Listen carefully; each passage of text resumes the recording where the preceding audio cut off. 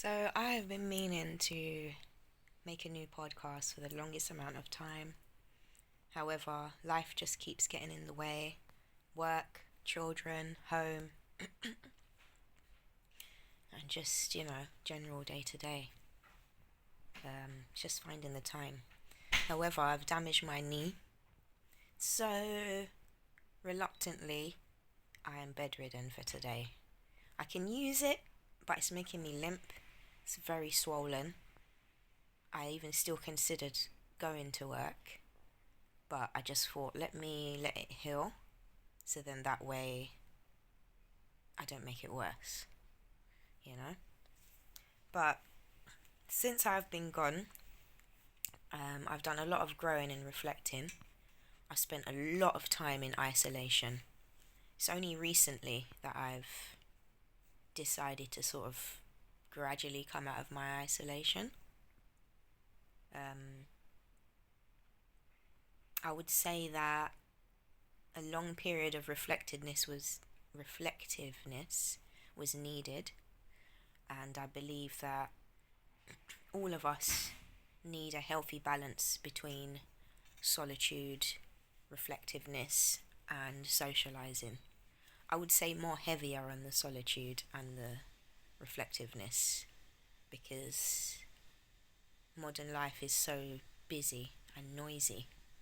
It can easily disrupt your peace, you know?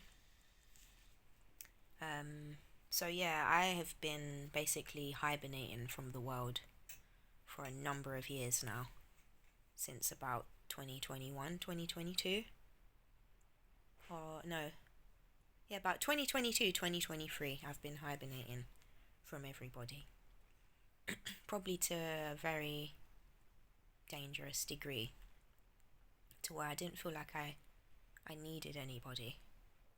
But then there was some individuals from the past that I somehow managed to connect with again, and it made me sort of brought me into an equilibrium where, perhaps I've gone too far on this side of solitary and self reflection. Maybe I should step out of that comfort zone and dabble in a bit of learning over here, you know? Because I see life as a school, and I think that every single experience that you have holds value, even if it doesn't appear to at face value. Because if we're all honest with ourselves, it's probably the things that we didn't enjoy the most, or that we felt that hurt our feelings or disappointed us or didn't meet our expectations, that grew us and taught us the most. I don't remember the last time something comforting taught me something, other than how much more abundance the radius, how much more abundant the radius of comfort can be. There's not much learning you can get from comforts, you know? Um, I think comforts and ideal character traits are something that everyone is consciously aware of, and it's somewhere we're all trying to gravitate towards to the highest degree of our own individual capacity. So therefore, we don't identify it as an obstacle or a faculty in life, but a destination. So that is why we would look at these things in such a profound way. However, I feel that the experiences that we may deem as negative doesn't get as much credit. We need to, when people say love your demons, that's exactly what it is, personified or unpersonified, however you want to look at it. You have to embrace the parts that you feel are ugly or not accepted by society, and you place your own identity upon it, which is what forms your relationship with that faculty or that aspect of the human, you know, archetype or psyche, and all the potential possibilities that it can present, and therefore how it can shape the human experience. You know, I think that we need to appreciate both aspects. We divide things too often, when if we want to be whole, we have to look at things in a wholesome fashion. You know, as a mother, when I'm growing up my children, if they make a mistake, as much as I might pull them up for it, as much as I may like to explain the behavior to them that I feel would be more ideal, at the same time, if I don't add an element of compassion and understanding and unconditional love within that, then that lesson can now turn into me learning a lesson of how to become a better parent, because my delivery may not have been as ideal as I wanted it to be. So therefore it defeats from the purpose of the lesson that I'm trying to teach them, because while I'm trying to teach them a lesson about themselves, I too am also not displaying, immaculate traits. And this is the human condition. None of us here on this planet are perfect. And that's why it's so important to embrace the flaws within ourselves, love ourselves and forgive ourselves unconditionally, for better or for worse, because that practice is what is going to allow you to treat others in that way. However, when you are in the midst of cultivating that, it's so hard to maintain your integrity and not pivot back to old ways or match energy of others that you may have never acted in that way, but because now you feel you've been slighted in an unconscious way, you may even retaliate. And if you don't retaliate, then you may put your guard up, which may come across as cold,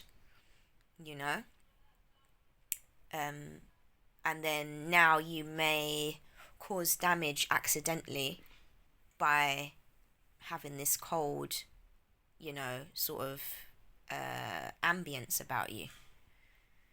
But then if you're walking around too open, people are not going to see your depth. They're not going to see your intelligence and your articulateness and your intellect.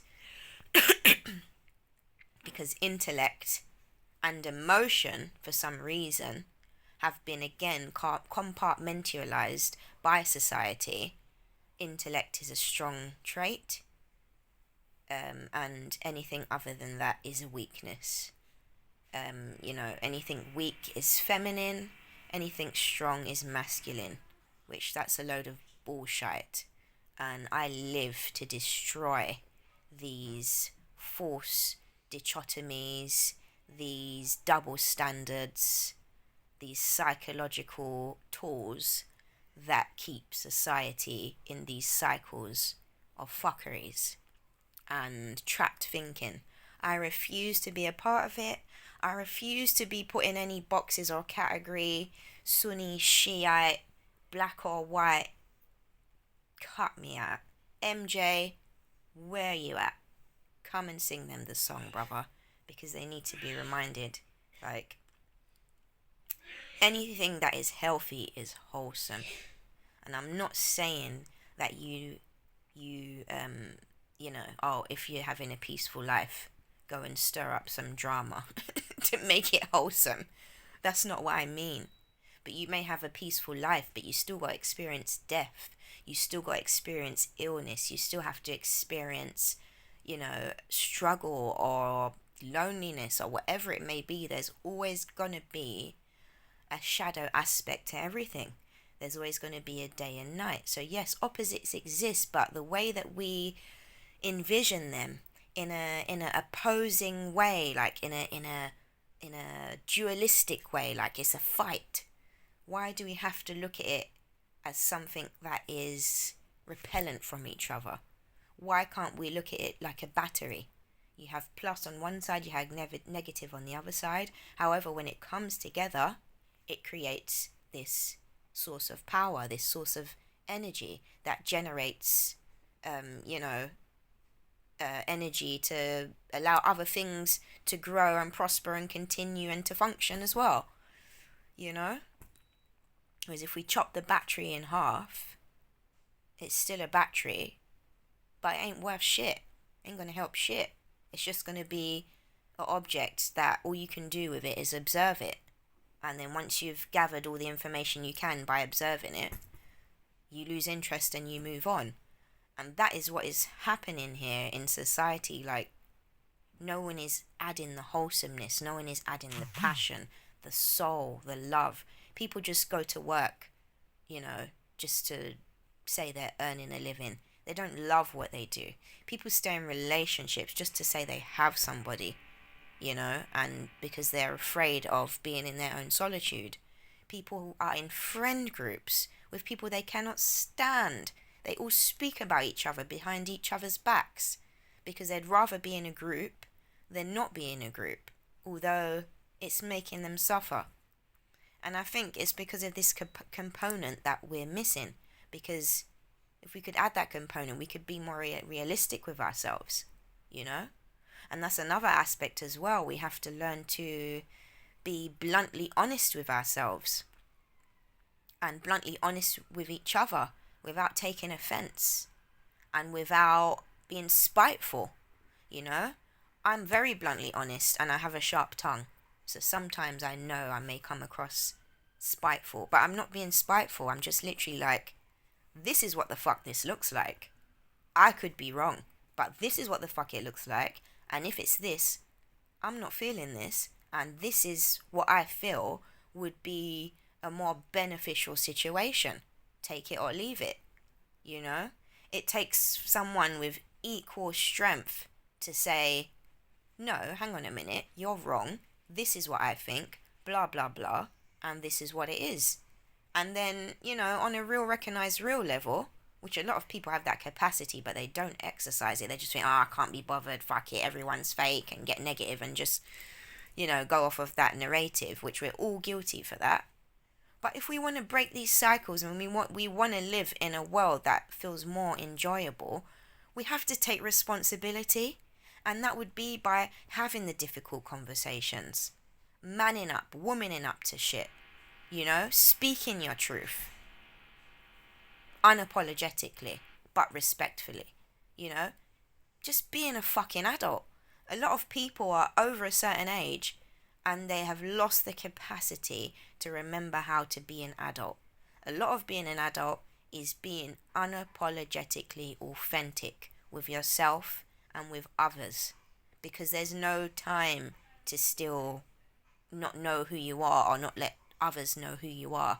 Time is short, you know? And if you want to get the things in life that align with who you are and you want to be understood and you want to understand people, then you have to be yourself. You can't understand yourself if you're not being yourself, and you can't expect other people to understand who you are if you're not being yourself, you know? And